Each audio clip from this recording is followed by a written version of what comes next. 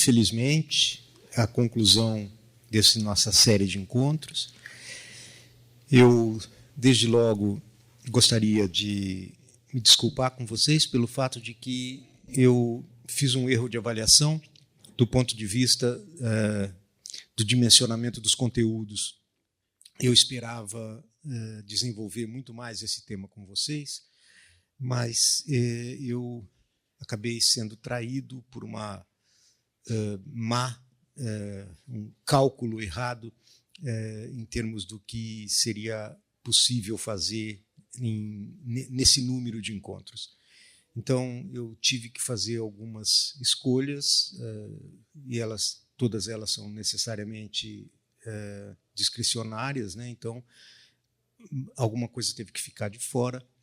Eu já me desculpei também com a Tânia e espero ter o privilégio de poder oferecer uma sequência desse curso numa próxima oportunidade, quando então aquilo que acabou ficando de lado volta a ser volta para o centro das atenções.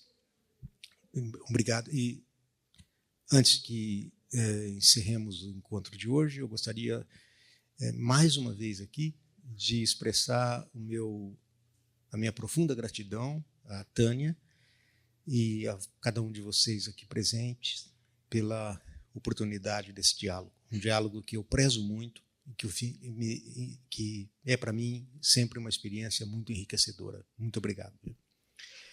Então,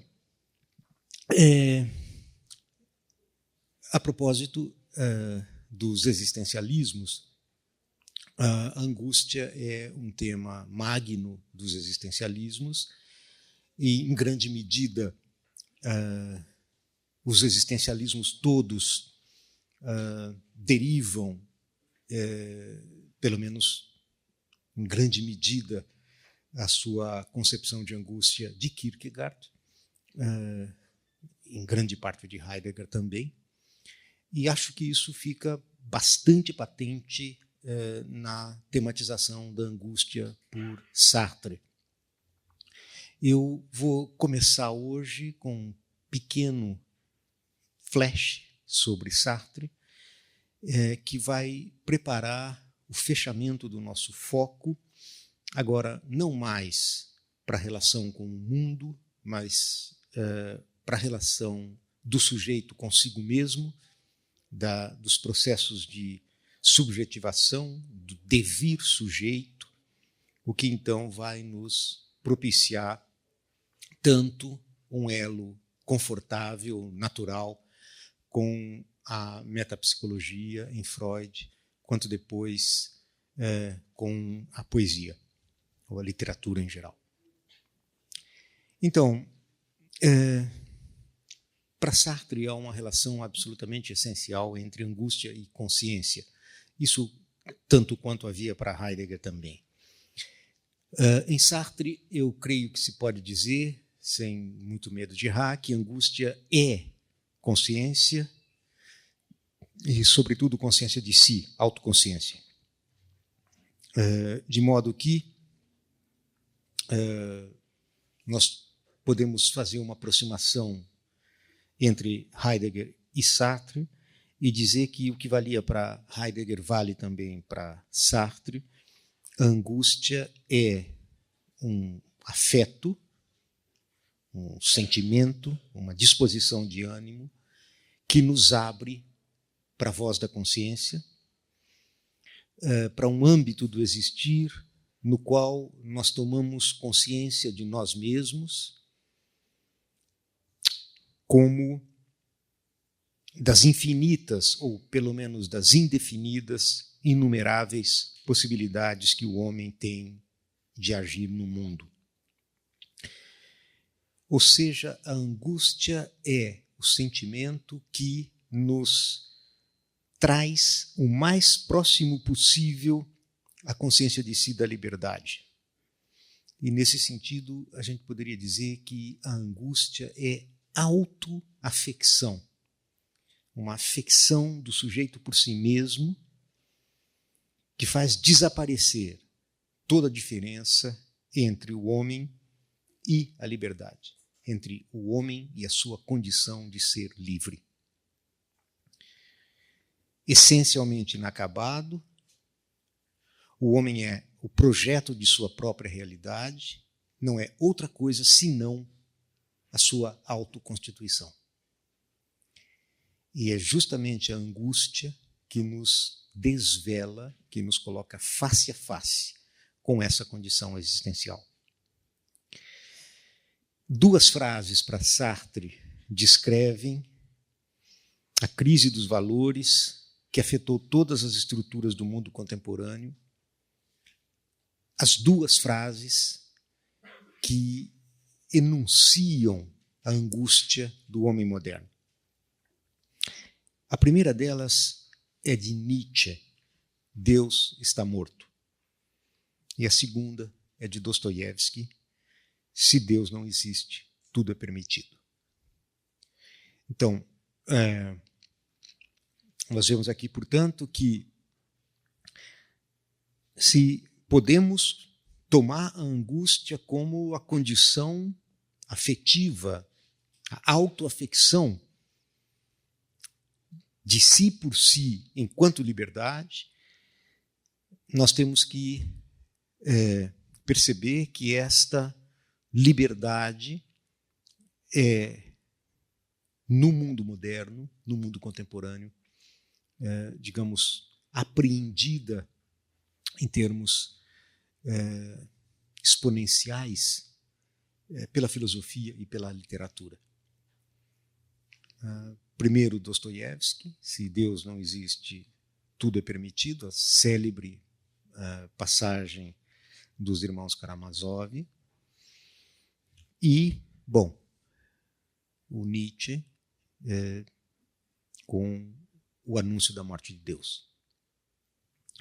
Nesse horizonte cultural, não se pode firmar um conceito universal do homem, essa é a consequência que Sartre extrai daí, ou do ser humano, que implica em que este deve ser pensado como uma abertura ilimitada dos seus projetos, de suas possibilidades de ser. Quer dizer,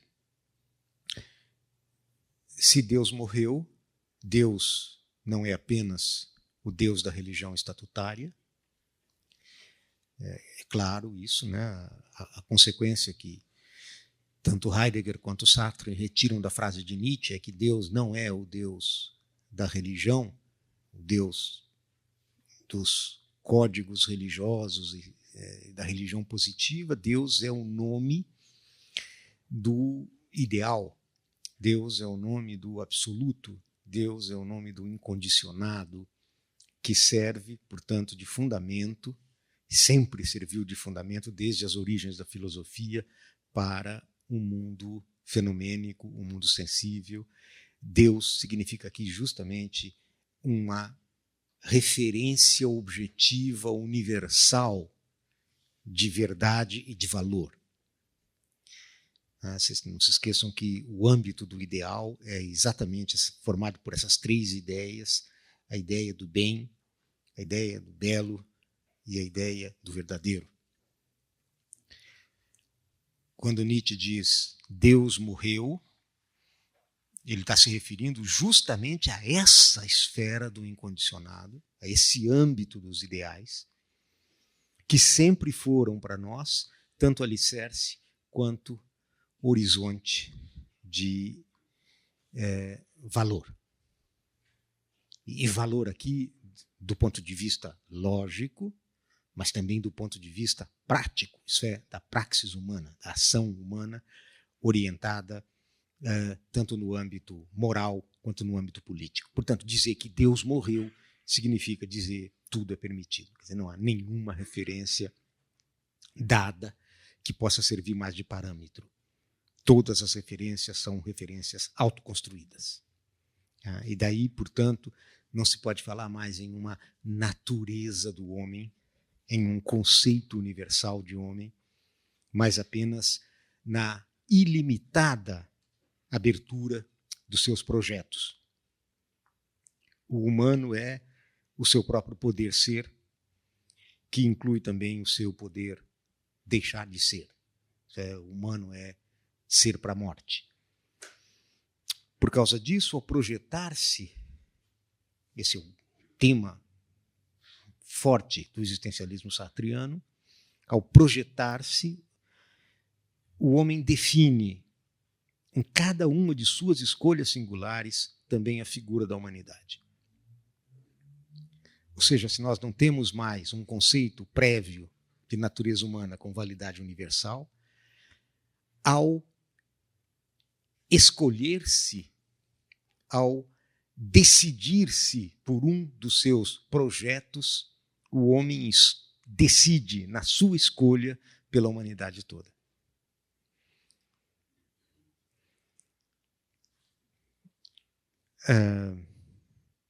No Existencialismo é um Humanismo, Sartre escreve: se o homem é, antes de tudo, projeto, entenda-se projeto aqui no sentido heideggeriano do termo, então ele não pode mais ser concebido nem como uma criatura de Deus, uma criatura feita à imagem e semelhança de Deus, e nem como um produto ou um artefato, né? Algo que sempre depende de um conceito prévio anterior.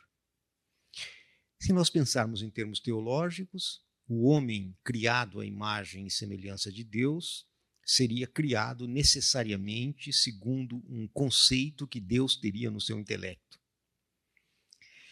E se o homem fosse pensado como sendo provido de uma essência, isso significaria dizer que a sua existência é uma mera decorrência da sua essência. E Sartre dá um exemplo que me parece bastante feliz. Consideremos um objeto fabricado, por exemplo, um livro ou um corta-papel. Tal objeto foi fabricado por um artífice que se inspirou de um conceito. Ele reportou-se ao conceito do corta-papel e, igualmente, a uma técnica prévia de produção que faz parte do conceito e que é, no fundo, uma receita. Assim, o corta-papel é, ao mesmo tempo, um objeto que se produz de uma certa maneira e que, por outro lado, tem uma utilidade definida. E não é possível imaginar um homem que produzisse um corta-papel sem saber para que há de servir um tal objeto. Se nós tomarmos esse exemplo como ponto de partida da nossa reflexão, nós veremos que tanto a concepção do homem como criado por Deus, quanto a concepção do homem enquanto uma natureza universal, a natureza humana, teriam exatamente a mesma função da matriz do corta-papel. Isso haveria um conceito anterior e, digamos assim, ele chama de técnica aqui, uma receita de produção, um modo de fazer. Significaria dizer que o homem seria, então, pensado como cada homem, cada um de nós aqui, como uma instanciação de um conceito universal. Ora, o ponto de partida do existencialismo sartriano consiste justamente na afirmação de que a existência precede a essência, o que não é nada muito diferente de Heidegger, e por isso mesmo é uma grande inversão da filosofia tradicional, onde nós temos claramente afirmado o primado da essência sobre a existência. Ora, se a nossa essência não precede a nossa existência, de modo que a nossa existência seria uma determinação, uma realização, uma instanciação da nossa essência, mas, ao contrário, a existência é a nossa essência, isso significa dizer que as nossas escolhas existenciais nas condições e circunstâncias em que nós as fazemos, definem a nossa essência.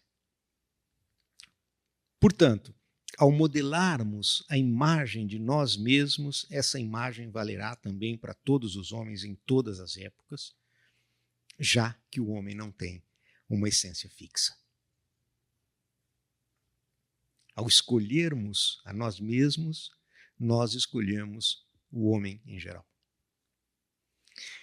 Isso repercute sobre nossa responsabilidade, tornando-a mais pesada do que aquela que tínhamos quando podíamos nos refugiar sob a capa protetora de conceitos como a providência divina ou o determinismo da natureza.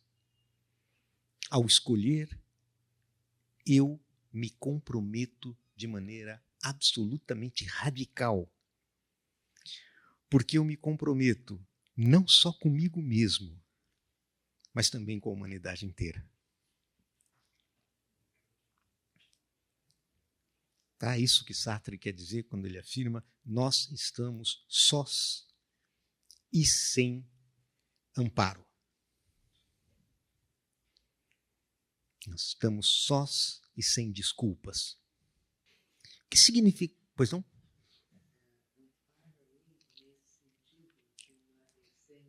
Isso. De uma essência que antecede de uma referência, digamos assim, de valor, de uma determinação dada fora do âmbito mesmo da nossa existência, do nosso existir. Ou seja, alguma coisa que nós poderíamos identificar como sendo algo que determinasse ou nos servisse, por assim dizer, de um ponto de apoio sobre o qual as nossas escolhas pudessem se fundamentar ou se sustentar. As nossas escolhas são, na medida em que não existe uma essência anterior, as nossas escolhas estão inteiramente no vazio. E acho que aqui, então, eu tive o privilégio e a felicidade de ouvir, logo há poucos minutos antes do nosso encontro aqui, um exemplo de uma obra de arte feita através de esculturas de gelo. Exatamente isso. As nossas escolhas estão suspensas precisamente nesse elemento de impermanência, que é absolutamente, digamos assim, sem muleta, sem nenhuma escora. Ele não tem nada fixo, nada estável onde ele possa se apoiar. Talvez mais do que eu possa explicar, o texto de Sartre possa responder a sua pergunta: o que significará aqui que a existência precede a essência? Significa que o homem primeiramente existe, se descobre, surge no mundo e que só depois se define. O homem, tal como o concebe o existencialista, se não é definível, é porque primeiramente não é nada.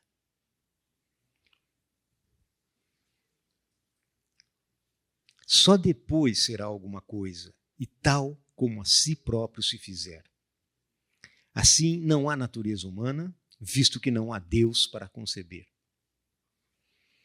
O homem é não apenas como ele se concebe, mas como ele quer que seja, como ele se concebe depois da existência, como ele se deseja após esse impulso para a existência. O homem não é mais do que aquilo que ele faz. Tal é o primeiro princípio do existencialismo. É também a isso que se chama subjetividade. E o que nos censuram sob este nome. Mas o que queremos dizer nós com isso, senão que o homem tem uma dignidade maior do que uma pedra ou do que uma mesa? Porque o que nós queremos dizer é que o homem primeiro existe, ou seja, o homem, antes de mais nada, é o que se lança para o futuro e o que é consciente de se projetar no futuro. O homem é, antes de mais nada, um projeto que se vive subjetivamente, em vez de ser um creme, qualquer coisa podre ou uma couve-flor. Nada existe anteriormente a esse projeto. Nada há no céu inteligível. O homem será, antes de mais, o que tiver projetado ser. Aqui a passagem é fantástica, não precisa dizer absolutamente nada mais do que isso, né? Vocês percebem os ecos de Heidegger, os ecos de Kierkegaard aqui de maneira absolutamente clara, inequívoca, mas há uma referência aqui que eu gostaria de pensar e apresentar a vocês, essa referência ao céu inteligível. Essa referência ao céu inteligível é, penso eu, uma alusão ao final da crítica da razão prática, em que Kant tematiza a dignidade do homem exatamente com esses termos. Duas coisas enchem o meu ânimo de uma satisfação especial e revelam, então, a nossa condição própria, o céu estrelado acima de nós e a lei moral na nossa mente. Ele está se referindo, portanto, aqui a dois sistemas de legislação. A legislação da natureza, seja Galileu, Newton, etc., né, que o homem conhece, e a lei moral, que é a lei do dever inscrita na mente de cada um de nós.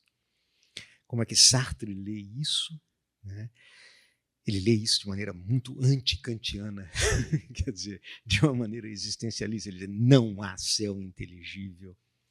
O que existe é exatamente o imponderável, o vazio, o nada angustiado das nossas escolhas, dos nossos projetos. É a angústia, e só a angústia que nos revela isso.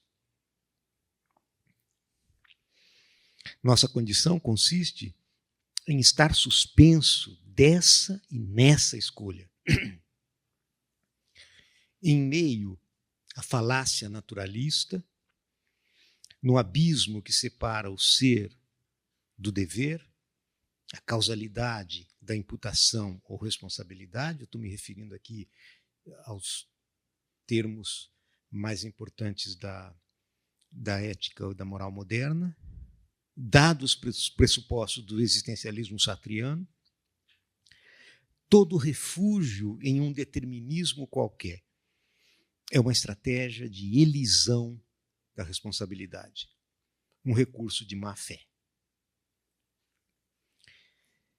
Esta, ou seja, a má-fé, consiste numa elisão da angústia e da vertigem, que nós só vivemos na angústia. Para tanto, basta, por exemplo, transformar motivos em causas, ou então apelar para forças determinantes, como o instinto de conservação, que nos fazem denegar a situação e a escolha, que estas sim são determinantes da minha conduta. Então, para Sartre, quando nós fazemos isso, quando nós invocamos, por exemplo, o instinto de conservação, ou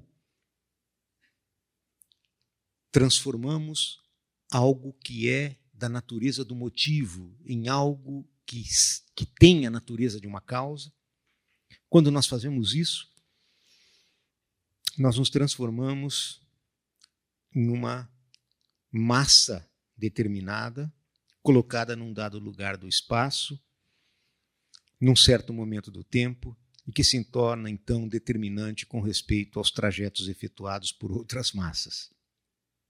Ou nós nos consideramos como, digamos assim, regulados por uma forma qualquer de determinismo, seja ele psicológico, seja ele sociológico, seja ele econômico.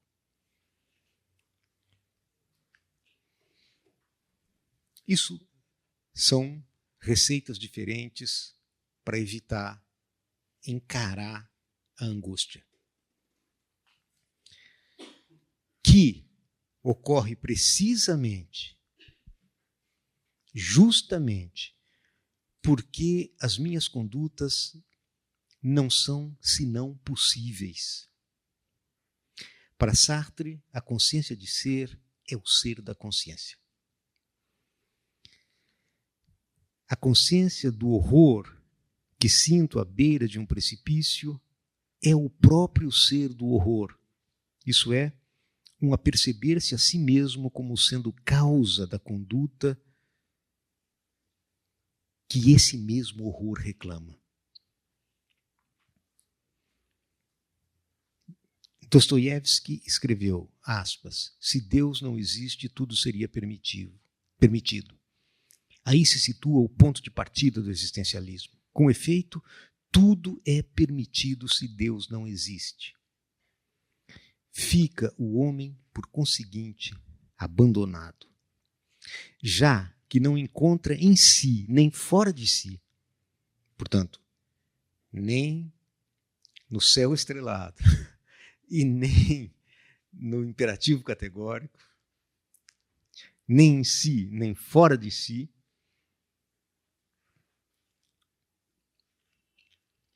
uma possibilidade a que se apegue. Antes de mais nada, não há desculpas para ele. Se com efeito a existência precede a essência, não será nunca possível referir uma explicação a uma natureza humana dada e imutável.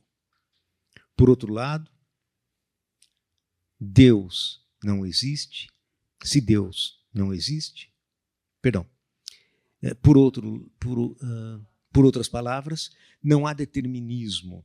O homem é livre, o homem é liberdade. Se, por outro lado, Deus não existe, não encontramos diante de nós valores ou imposições que nos legitimem o comportamento. Assim, não temos nem atrás de nós, nem diante de nós, no domínio luminoso dos valores, justificações ou desculpas. É o que traduzirei dizendo: o homem está condenado a ser livre. Condenado porque não se criou a si próprio e, no entanto, livre porque, uma vez lançado do mundo, é responsável por tudo quanto fizer. Tá? A angústia é justamente o sentimento que nasce da consciência, da autoconsciência dessa condenação, que é a nossa própria natureza. Isso é a liberdade.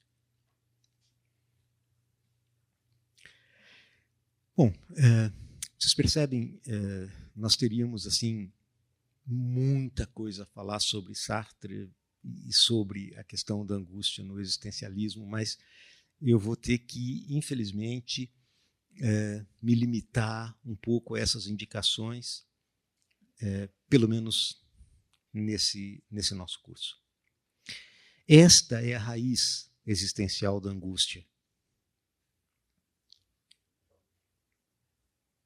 O que Sartre diz, o ser da consciência é a consciência de ser. A angústia é, portanto, consciência de si, da liberdade, de tal modo que é impossível para o homem existir sem se angustiar. Não se trata de uma angústia que conduza ao quietismo ou à inação, mas a simples angústia, tal como é conhecida por todos aqueles que alguma vez foram afetados pelo sentimento de responsabilidade. E aqui eu estou tomando justamente a relação, o vínculo entre responsabilidade e tornar-te sujeito. tornar-se responsável e tornar-se sujeito. Essa transição ela é perfeitamente facilitada pelo texto de Sartre. Esta é a condício humana que Sartre caracteriza com a frase a qual procura responder filosoficamente a Nietzsche e a Dostoiévski. O homem está condenado a ser livre. Condenado porque não é criador de si, no sentido em que não é capaz de trazer ao mundo a si próprio, e, no entanto, ele encontra-se lançado desde sempre como ser livre, isto é, como responsável por tudo que faz. Essa passagem do Ser e o Nada me parece absolutamente decisiva em relação à questão da angústia em Sartre. Antes de mais nada, o que é que se entende por angústia? O existencialista não tem pejo em declarar que o homem é angústia. Significa isso, o homem ligado por um compromisso e que se dá conta de que não é apenas aquele que escolhe ser, mas de que é também um legislador pronto a escolher, ao mesmo tempo que a si próprio, a humanidade inteira, não poderia escapar ao sentimento de sua total e profunda responsabilidade. De certo, há muita gente que não vive em ansiedade, mas é nossa convicção que esses tais disfarçam a sua angústia, que a evitam. Certamente muitas pessoas acreditam que ao agirem assim só se implicam nisso a si próprias. E quando se lhes diz, e se toda a gente fizesse assim? Elas dão de ombros e respondem, nem toda a gente faz assim. Ora, a verdade é que devemos perguntar-nos sempre, o que aconteceria se toda a gente fizesse o mesmo? E não podemos fugir a esse pensamento inquietante, a não ser por uma espécie de má-fé. Quem mente se desculpa declarando, nem toda a gente faz assim. É alguém que não está à vontade com sua consciência, porque o fato de mentir implica um valor universal atribuído à mentira. Ainda que disfarcemos, a angústia aparece.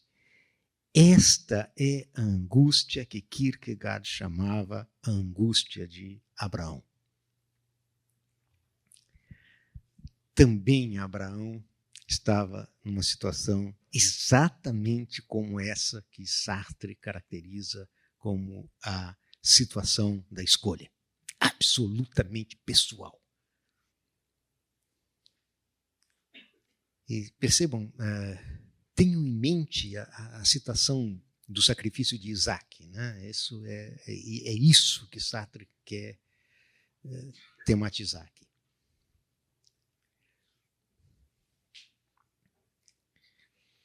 O limite entre a angústia e a má-fé consiste na possibilidade de assumir o fato bruto de que ninguém pode demonstrar que seja eu o indicado para impor, com a minha concepção de homem, a minha escolha de toda a humanidade. Nunca ninguém obterá prova nenhuma, sinal algum que justifique e legitime que a minha escolha é a mais acertada. O homem é a angústia que se revela perante a consciência do nada. Não há nada que garanta coisa nenhuma. A má-fé é uma defesa contra a angústia, uma fuga dessa realidade. Trata-se de uma postura habitual da condição humana, por exemplo, ao nos deixarmos cristalizar numa identidade ou ao definirmos o nosso ser por meio de um papel qualquer ou de uma expectativa. A má-fé acontece quando nos deixamos circunscrever numa definição, por exemplo, animal racional ou advogado. Nada contra os advogados, hein? Eu mesmo sou advogado, inscrito na Ordem dos Advogados do Brasil, embora não exerça. Elidimos o nada. Vamos trocar o advogado por professor, então assim fica. Elidimos o nada de nosso ser numa função, de forma que nos permitimos ver o mundo, interpretá-lo a partir dessa identidade que delimita e fixa a nossa consciência e, portanto, oblitera o horizonte indefinido das nossas possibilidades de escolha.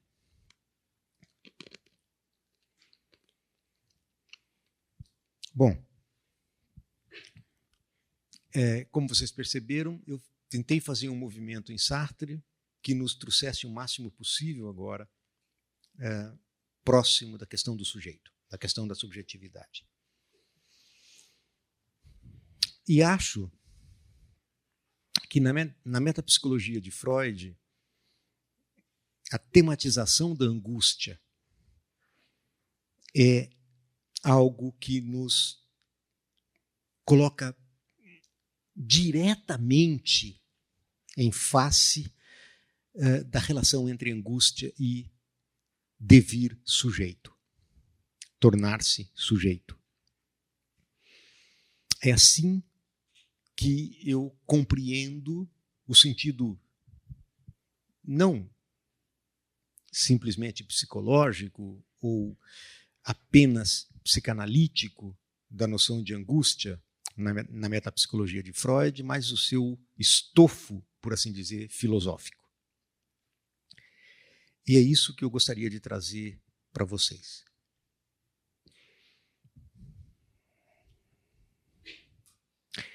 Angústia, na obra de Freud, é considerada sob duas perspectivas, pelo menos. Isso para dizer de maneira muito esquemática, gente, mas muito esquemática mesmo, digamos assim, a golpes de machado. A primeira, na forma da neurose de angústia, como fenômeno ligado à repressão da libido e à sua transformação. Isso, digamos, é o primeiro Freud. A angústia está ligada, sobretudo, à transformação da libido, à repressão da libido e à sua transformação. Mais tarde, prevalece o tratamento da angústia como reação a uma situação traumática.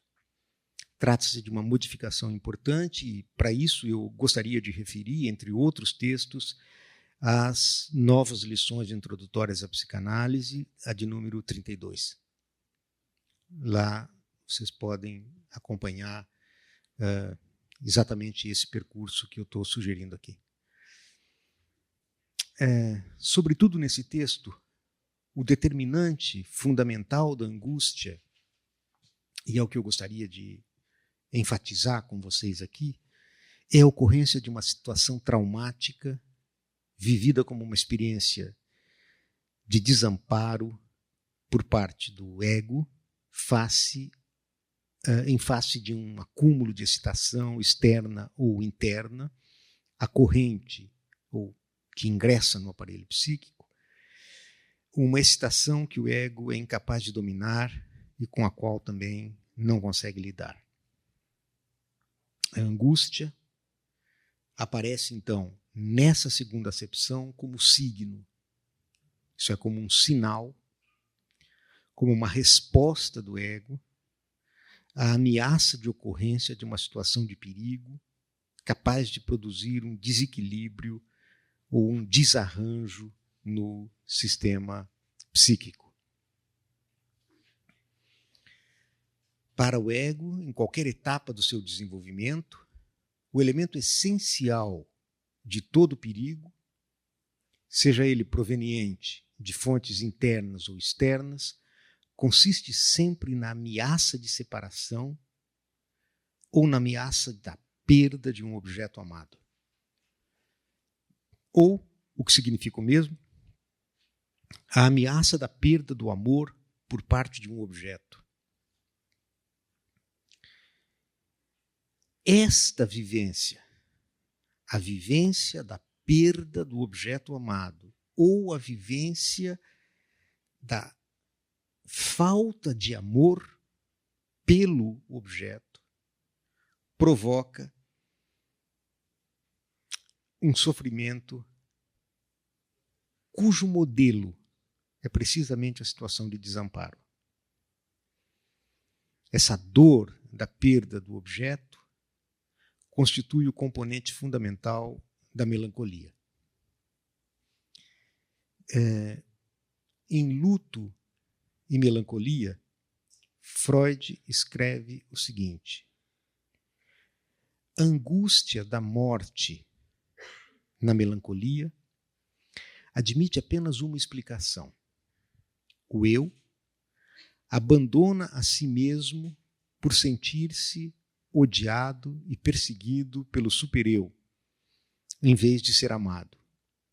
De modo que para o eu, viver significa ser amado pelo supereu, que também aí surge como representante do isso, do id. O supereu desempenha a mesma função protetora e salvadora que tinha antes o pai, depois a providência ou o destino. A mesma conclusão deve tirar o eu quando se acha ante um imenso perigo real, que não acredita poder superar com as suas próprias forças. Vê-se desamparado de todos os poderes protetores e deixa-se morrer. Esta é, aliás, a mesma situação que subjaz ao primeiro grande estado de angústia, o do nascimento, e a angústia infantil da nostalgia, a da separação da mãe protetora. Bom, então nós temos aqui, ao lado da tese da transformação via inibição ou repressão da libido em angústia, a ideia de que a angústia, tal como nós a vivemos, ela é a expressão de uma vivência primeva, vamos dizer assim, de uma vivência primitiva, fundamental, que é uma vivência de separação. Isto é, a vivência da perda originária da proteção da mãe.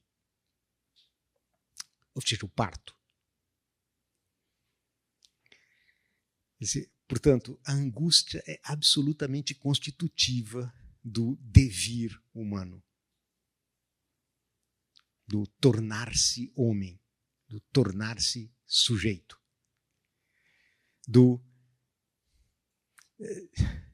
acho que Heidegger tremeria na cova, né, do ser lançado no mundo, no sentido freudiano do termo.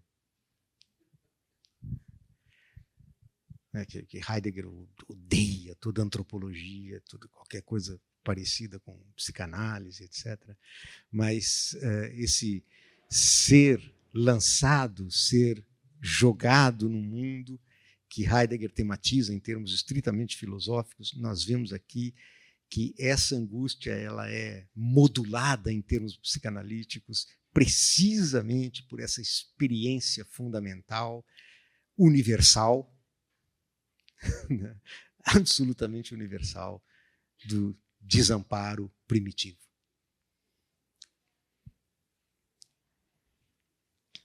Portanto, a angústia é ontologicamente constitutiva de todo o homem.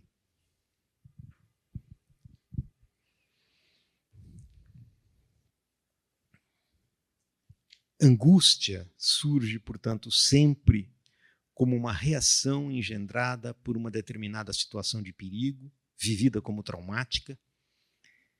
E qualquer situação traumática, qualquer situação de perigo, evoca esse modelo do desamparo. Nota-se nesse contexto os efeitos da transformação acima mencionada, quer dizer, da passagem teórica da metapsicologia de um primeiro tratamento da angústia para o segundo. A angústia deixa de ser vista como tendo sido criada na e pela repressão, passando a ser considerada como reprodução de um estado afetivo de conformidade com uma imagem de memória, uma imagem mnêmica já existente. a saber, o desamparo. Freud, de novo, os estados afetivos têm se incorporado na mente como precipitados de experiências traumáticas primevas. E quando ocorre uma situação semelhante, são revividos como símbolos minêmicos. Quer dizer que todas as vezes em que nós enfrentamos uma situação de perigo que ameaça e desestabiliza o nosso ser, seja isso proveniente de pressão interna ou de pressão externa, todas as vezes isso evoca em nós isso que são experiências traumáticas originárias, primevas, de que a angústia é a expressão afetiva. A angústia tem, portanto, a natureza e o modo de funcionamento de um sinal. Ela anuncia e prepara o sujeito para a iminência de uma situação de perigo, vivida e interpretada a partir do modelo fornecido pelos registros de memória de experiências traumáticas nas quais o eu vivenciou situações de perigo. O que a angústia porta consigo são sinais que visam impedir o desastre resultante de uma ameaça. E essa ameaça é sempre uma ameaça de inundação. O que eu chamo de inundação aqui é a inundação do sistema psíquico por quantidades excessivas de afetos, de energias pulsionais, que são provenientes tanto do próprio interior do organismo quanto de fontes externas. E a esse afluxo de energias, Freud chama isso de quantidade no sentido de correntes de força, pulsões, na verdade, né? O ego, o sujeito, encontra-se em uma situação de vulnerabilidade, de fraqueza, porque ele não consegue dominar. Dominar significa ligar, né? Quer dizer, essa energia que ingressa de maneira desordenada, selvagem, caótica no interior do sistema psíquico e que, portanto, transborda de todos os canais de ligação. Angústia é o anúncio, não se sabe do quê. Eu estou esperando que uma situação sobrevenha. A presente situação me faz lembrar uma das experiências traumáticas que tive antes. Portanto, preverei o trauma e me comportarei como se já tivesse chegado, enquanto ainda houver tempo para pô-lo de lado. Quer dizer, a angústia é uma espécie de preparação. A angústia é um sinal que arma os nossos esquemas de defesa. O trauma, justamente, é o resultado de uma invasão, de uma inundação do nosso sistema psíquico por um aporte de energia que ele não estava preparado para manipular, dominar, ligar, fazer escoar pelos canais normais. É como se você tivesse, então, mais ou menos como acontece em toda inundação, né? A água atinge tudo e você não consegue, digamos assim, fazê-la escoar. Justamente porque não havia uma preparação anterior. O trauma é um acontecimento que nos pega inteiramente desprevenidos. A angústia é justamente aquilo que nos prepara para a defesa. O trauma impede a preparação que a angústia produz. Por isso, justamente por isso, nas diferentes modalidades de neurose ou nos sonhos traumáticos, o que se trata de recuperar é justamente a disposição de angústia como a gente vai ver aqui. Nos sonhos dos neuróticos traumáticos, na repetição, nas brincadeiras infantis penosas e na compulsão à repetição, tal como ocorre na situação analítica, o objetivo tem uma relação essencial com a angústia. Repete-se por quê? Por que se repete uma experiência dolorosa? E esse ponto que eu gostaria de chamar a atenção de vocês, gente, esse ponto eu acho que é fundamental. O propósito é converter em ativo uma situação de passividade, na qual o sujeito foi tomado de assalto pelo trauma, estando despreparado para a defesa e para a ligação, portanto, para o controle, para o domínio das correntes de energia. Em todos esses casos, o aparelho psíquico foi inundado, invadido, periclitado em sua existência por um acúmulo de tensão. Reverter a passividade em atividade tem o propósito de tentar criar, retrospectivamente, as condições para evitar o trauma psíquico. Preparar, pela disposição da angústia, as condições de investimento energético dos sistemas que compõem o aparelho para evitar a reprodução do trauma, cuja ocorrência real provocou o transtorno. E provocou justamente em virtude do excesso de energia corrente em estado de livre curso. Energia livre, energia não ligada.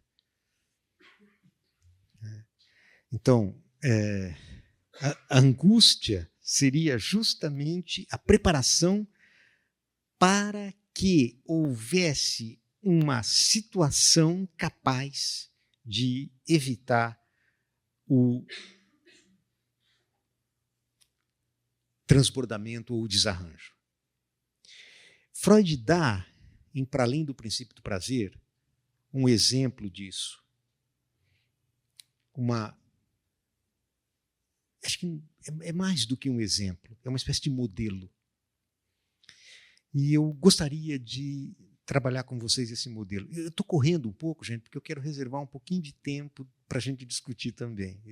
Talvez esteja correndo um pouquinho demais, mas, enfim, vou tentar ver se a gente consegue chegar lá. Mas eu pediria para vocês atenção a esse respeito. É um texto muito importante. O desprazer específico do sofrimento físico provavelmente resulta de que o escudo protetor do organismo, a capa de proteção, né? Por exemplo, a pele, tenha sido atravessada numa área limitada. Dá-se, então, um fluxo contínuo de excitações, desde a parte da periferia relacionada até o aparelho central da mente. Exatamente o que acontece, né? Você tem um corte aqui, acontece um fluxo contínuo de excitações. Isso, você sente dor aqui, e essa dor que você sente aqui, ela é transmitida via canais nervosos da periferia para o centro do aparelho mental, tal como normalmente surgiria apenas desde o interior do aparelho. E como esperamos que a mente reaja a essa invasão? A energia catéxica, catexia significa energia de investimento, é convocada de todos os lados para fornecer catexias suficientemente altas de energia nos arredores da ruptura. Uma anticatexia em grande escala estabelecida, em cujo benefício todos os outros sistemas psíquicos são empobrecidos, de maneira que as funções psíquicas remanescentes são grandemente paralisadas ou reduzidas. Devemos empenhar-nos em extrair uma lição de exemplos como esse e utilizá-los como base para nossas especulações metapsicológicas. Do presente caso, então, inferimos que um sistema que é altamente catexizado é capaz de receber um influxo adicional de energia nova, de modo a convertê-la em catexia quiescente. Isso é, energia ligada. isto é, de vinculá-la psiquicamente. Quanto mais alta a própria catexia quiescente do sistema, maior parece ser a sua força vinculadora. Inversamente, entretanto, quanto mais baixa a catexia, menos capacidade terá para receber o influxo de energia e mais violentas serão as consequências de tal ruptura do escudo protetor contra os estímulos. Então, isso é muito claro o que Freud está dizendo, né? Nós temos aqui um paradigma, um modelo que nos permite passar do ferimento físico para a metapsicologia. Então, quando você tem uma lesão, a melhor maneira de você dominar o sofrimento causado por essa lesão, quer dizer, o aporte de energia que vem do interior do aparelho psíquico, consiste justamente nisso que Freud chama de contracatexia, quer dizer, de recolher todas as energias disponíveis e concentrá-las num ponto. Aí se consegue dominar. Aí se consegue evitar a inundação, o desarranjo. O trauma é justamente aquilo que torna a inundação possível, quer dizer, que apanha o aparelho, ou nos apanha em condições de desprevenção. Em que esta energia não é mais energia quiescente. Então, o aparelho se encontra, como diz o Freud, com menos capacidade para receber um influxo de energia e, portanto, a perturbação é mais violenta. Ora, a angústia tem exatamente essa função de proteção, de preparação.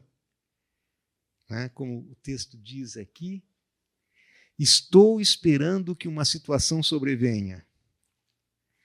A presente situação me faz lembrar experiências traumáticas que eu tive antes. Portanto, eu prevejo o trauma e tento me comportar como se ele tivesse acontecido. A angústia, portanto, justamente um sentimento de proteção. Uma defesa.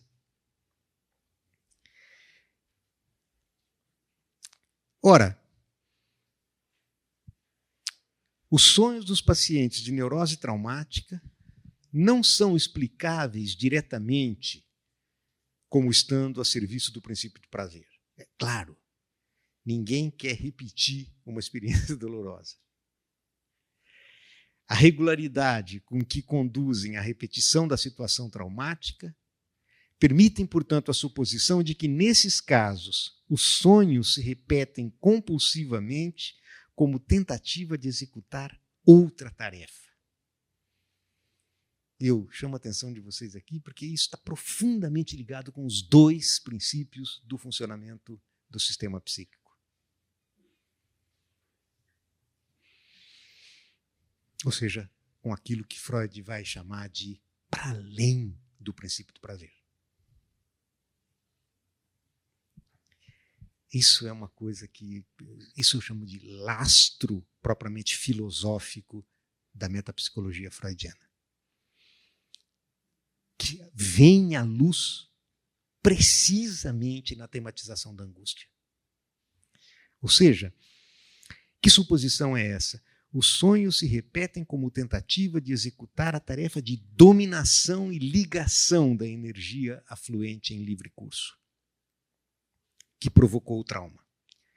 Tarefa que deve necessariamente ser realizada antes que a dominância ou a hegemonia do princípio do prazer possa de novo começar. Quer dizer, portanto, que antes do princípio do prazer existe um outro princípio funcionando, antes, assim, não em termos cronológicos, claro, né? Que é esse princípio de ligação. Ou seja, a tarefa de dominar, de ligar as energias que afluem no interior do aparelho psíquico. Os sonhos, as ações obsessivas, ou sobretudo a compulsão à repetição vivida na situação analítica. Esse tipo de manifestação, esse tipo de fenômeno, são tentativas de dominar retroativamente as quantidades de estímulo que ingressaram com o trauma por meio do desenvolvimento de uma disposição de angústia cuja falta deu origem à causa da neurose traumática. Trata-se, pois, de uma tarefa desenvolvida a serviço de uma função que, embora não contradiga o princípio do prazer, é todavia mais primitiva do que ele. A palavra ansiedade surge aqui porque ela aparece no texto da tradução que eu tinha em mãos, mas eu sugiro que ela seja substituída pela palavra angústia e não por ansiedade.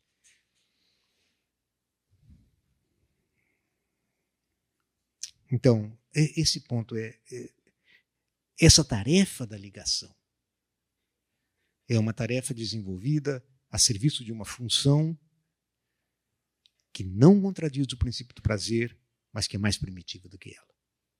Mais primitiva do que ele. E essa disposição, né, a palavra é muito forte mesmo, né, é a mesma que aparece no Heidegger, que é essa Stimmung, etc., é aquela própria da angústia. Portanto, eu ouso falar em uma certa de função heurística da angústia. A angústia permite compreender o que se passa com a repetição da experiência dolorosa nos jogos infantis, nos sonhos dos neuróticos traumáticos, nas experiências de compulsão à repetição. E aqui nós vemos, então, a relação fundamental entre angústia e sujeito. Trata-se aqui de uma tentativa por parte do sujeito de restaurar as condições propícias para o desenvolvimento da defesa, do contra-investimento, daquilo que Freud chama, no seu léxico, de contracatexia, da condição de possibilidade de dominação e ligação das quantidades de energia emergentes, a fim de canalizá-las em direção à descarga eficiente, evitando seu curso sob a forma de energia livremente móvel. A angústia, ao invés de ser interpretada como uma consequência do recalque, assume então a função de ser a sua preparação e o motor da defesa. Então, se nós tivéssemos tempo para examinar essa transformação na metapsicologia freudiana, a gente teria ocasião de ver como, de uma teoria inicial, nós temos aqui uma revisão da teoria que transforma fundamentalmente a concepção da angústia. Ela não é uma consequência do recalque, mas antes prepara o recalque e funciona como um dispositivo de defesa.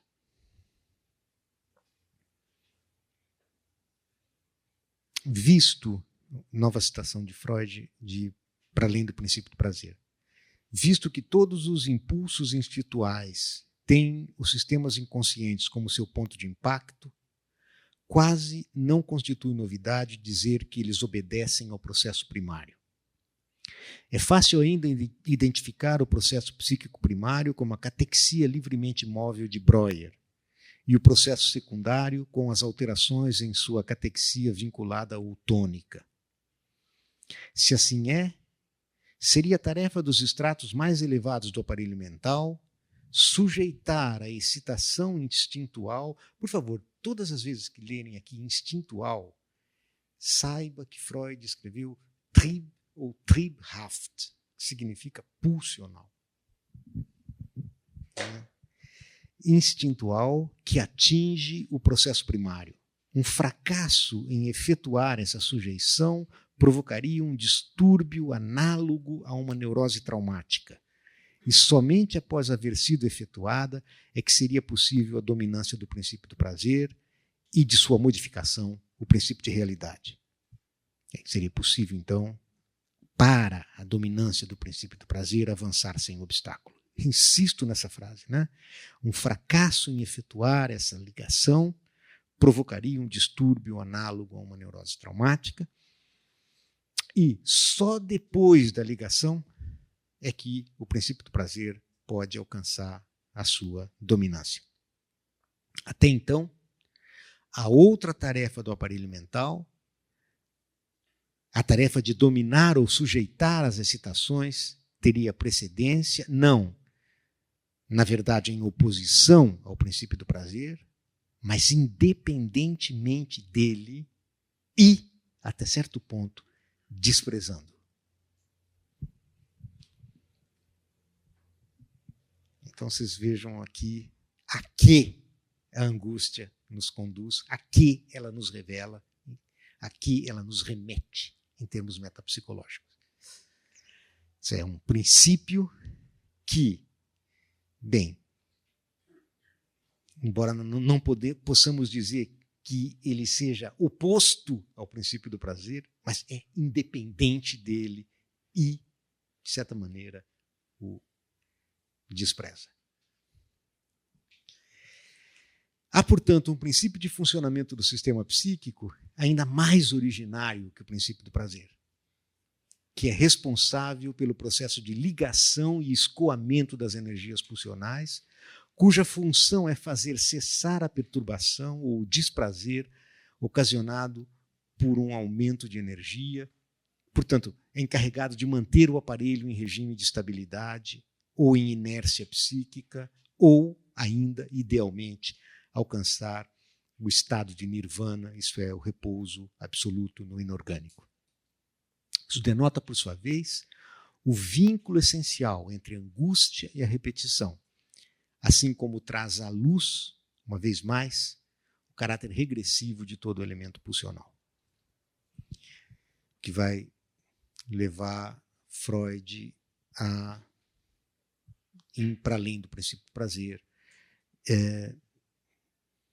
mostrar que, em última instância, a regressão é o traço essencial de toda a pulsão e que, portanto, toda pulsão, mesmo Eros, é pulsão de morte.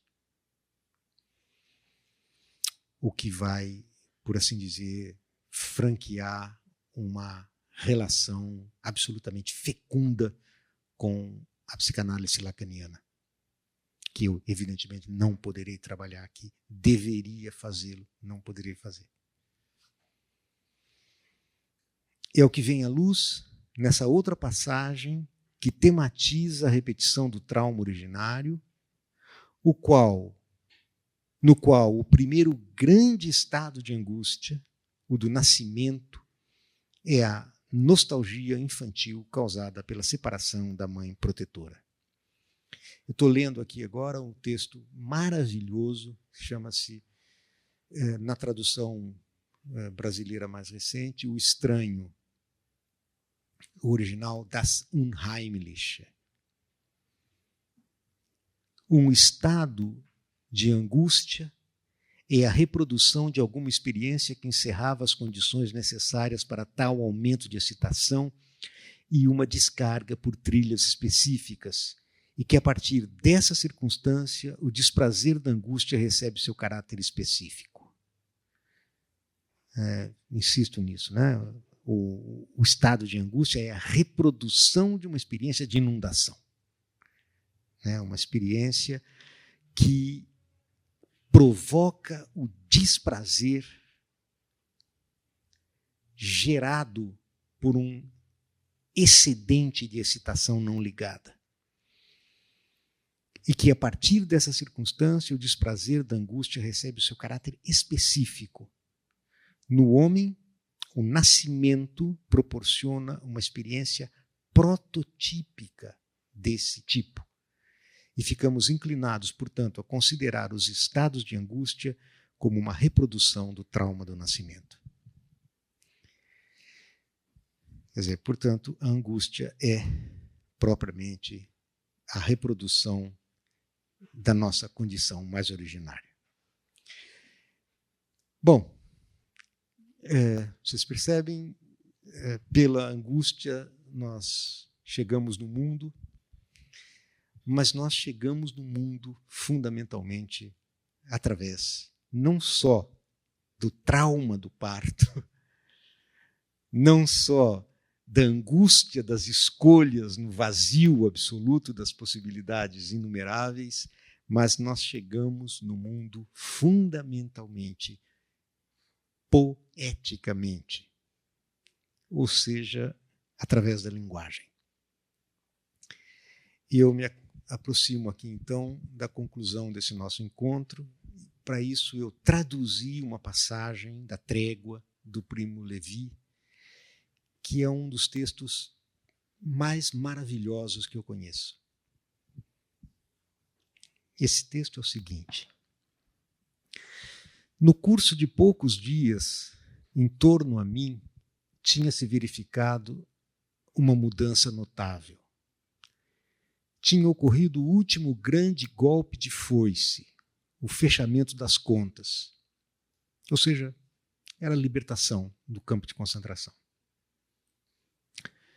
Os moribundos estavam mortos, em todos os outros a vida recomeçava a escoar tumultuosamente. Fora dos vidros, ainda que nevasse espessamente, as funestas estradas do campo não estavam mais desertas, senão que nelas enxameava um vai e vem álacre, confuso e rumoroso, que parecia um fim em si mesmo. Até tarde da noite ouvia-se ressoar gritos alegres e irados, reclamações, canções. Não obstante isso, a minha atenção, como a dos meus vizinhos de leito, raramente conseguia elidir a presença obsessiva, a forma mortal de afirmação do menor e mais indefeso entre nós, do pequeno inocente, de um menino de Hurbinek. Hurbinek era um ninguém, um filho da morte, um filho de Auschwitz. Demonstrava ter mais ou menos 3 anos. Ninguém sabia nada dele. Não sabia falar e não tinha nome. Aquele nome curioso, Hurbinek, tinha sido dado a ele por nós, talvez por uma das mulheres que tinha interpretado com aquelas sílabas uns dos sons inarticulados que o pequeno ocasionalmente emitia. Ele era paralítico da cintura para baixo. Tinha as pernas atrofiadas, frágeis como varas. Mas os seus olhos, perdidos no rosto triangular e desfigurado, saltavam terrivelmente vivos, cheios de perguntas, de asserções, da vontade de libertar-se, de romper a tumba do mutismo. A palavra que a ele faltava, que ninguém tinha tido cuidado de ensinar-lhe, a necessidade da palavra premia em seu olhar como urgência explosiva. Era um olhar selvagem e humano ao mesmo tempo, tão amadurecido e judicativo, que ninguém entre nós podia sustentar, tão carregado de força e de sofrimento era ele. Ninguém, salvo Hurbinek. Este era meu vizinho de leito, um rapaz robusto e garrido, húngaro, de 15 anos. Hurbinek passava ao lado do canil de Hurbinek metade de seus dias. Era materno, mais que paterno. É muito provável que, se aquela nossa precária convivência tivesse sido prolongada em mais de 1 mês, Hurbinek teria aprendido a falar com Hurbinek. Melhor, com certeza, do que com as moças polonesas, muito ternas e muito volúveis, que o embriagavam com carícias e beijos, mas fugiam da sua intimidade. Hurbinek, ao invés disso, tranquila e teimosamente sentava-se ao lado da pequena esfinge, imune à potência triste que dela emanava.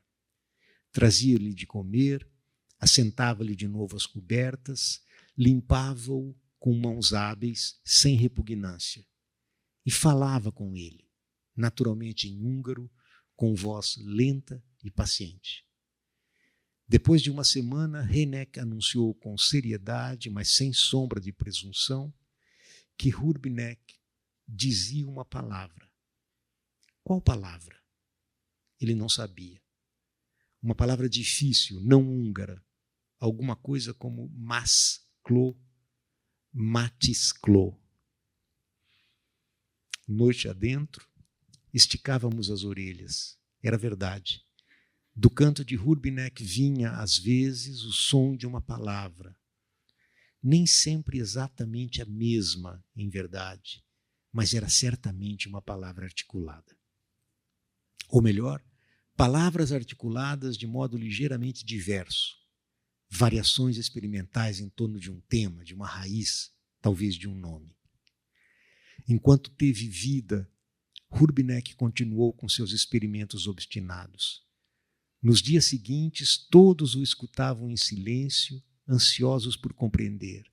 E havia entre nós falantes de todas as línguas da Europa. Mas a palavra de Hurbinek permaneceu secreta. Não era uma mensagem, não era uma revelação. Talvez fosse seu nome, se algum nome lhe tivesse sido dado pela fortuna. Talvez, segundo uma de nossas hipóteses, quisesse dizer comer, ou pão, ou talvez carne em tcheco, como sustentava com bons argumentos um de nós que conhecia aquela língua. Hurbinek tinha 3 anos e que talvez tivesse nascido em Auschwitz e jamais tenha visto uma árvore. Hurbinek, que tinha combatido como um homem até o último suspiro para conquistar a entrada no mundo dos homens, do qual uma potência bestial o tinha banido. Hurbinek, o sem nome, cujo minúsculo antebraço tinha talvez sido marcado com uma tatuagem de Auschwitz. Hurbinek morreu nos primeiros dias de março de 1945, livre, mas não redimido. Nada resta dele, ele testemunha através dessas minhas palavras.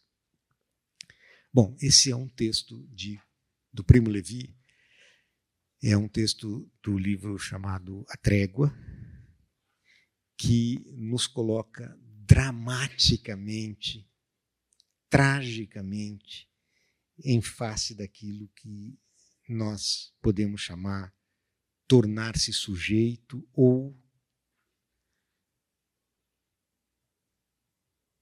ingressar no mundo dos homens. A palavra que ninguém sabia o que era é justamente a tentativa desesperada de ter acesso à linguagem. Ter acesso à linguagem significa ingressar no mundo dos homens. Tornar-se sujeito. Conquistar a entrada no mundo dos homens, do qual uma potência bestial o tinha banido. Então, eu reservei a parte final do nosso curso justamente para esta relação entre a angústia e a subjetividade, que é justamente essa experiência do acesso ao mundo dos homens via linguagem. E este tipo de experiência, ou esta vertente da angústia, é só a arte que pode nos descortinar. E justamente por isso eu trouxe a vocês o Primo Levi. Porque me parece aqui que esse episódio de Hurbinek é exatamente a descrição do que é que significa ter acesso à linguagem, um acesso travado, impedido, que se coloca em uma fronteira e que vai justamente marcar a nossa condição, toda a nossa condição de acesso possível à linguagem. Ninguém melhor, portanto, para nos servir de guia nessa questão do acesso à linguagem do que os linguistas. E nós encontramos em Benveniste uma lição preciosíssima a propósito dos indicadores de enunciação. Indicadores de enunciação é o conceito pelo qual os linguistas tratam daquilo que eu chamei até aqui de acesso à linguagem, acesso ao mundo dos homens. Os indicadores de enunciação são os signos desse acesso, como, por exemplo, os pronomes eu, tu, isto, os advérbios aqui, agora, etc. Estes signos tornam possível aos indivíduos apropriar-se de uma língua, colocá-la em funcionamento, realizar o seu sentido funcional. Esses elementos não possuem significado lexical, em termos reais, como substantivos, por exemplo. O sentido deles só pode ser identificado, e aqui eu peço que vocês, por favor, atentem para isso, pela remissão à instância do discurso que os contém. Eles não se referem, eles não têm significado lexical. Acho que foi sua pergunta a respeito, e que eu tentei dizer para você, bom, você coloca uma pergunta que é a pergunta mais importante da filosofia, salvo engano, na semana passada. Não tenho tanta certeza, mas... você me perguntava, bom, mas o que é essa negatividade? Não? E eu dizia, bom, esta negatividade está na essência da linguagem. Então, quando você tem um indicador de enunciação, isso quer dizer, você se refere a um elemento da linguagem que designa pura e simplesmente a instância do discurso que ela própria realiza. Por exemplo, eu. Por exemplo, agora. Por exemplo, este. Por exemplo, aqui. Ou seja, um indicador de enunciação aponta justamente uma instância, isto é, um ter lugar do enunciado, um ter lugar da enunciação. É lá onde a linguagem ou a língua é realmente tornada concreta na fala real de um determinado indivíduo. Ou seja, quando você enuncia este indicador eu, o que você está dizendo com eu é apenas a indicação do ato de enunciar. Ou seja, você enuncia o seu acesso à condição de sujeito da enunciação. Ou seja, o seu ingresso no domínio da linguagem. Como se chama? Bárbara. No momento em que você diz eu, desaparece a Bárbara. Eu se refere pura e simplesmente àquele que profere um enunciado. Eu pode ser eu. Qualquer eu. Ou seja, só se pode pôr em função a língua ao preço da identificação da Bárbara, do indivíduo, com o ato de dizer, e de modo algum com aquilo que vem a ser dito no ato de dizer.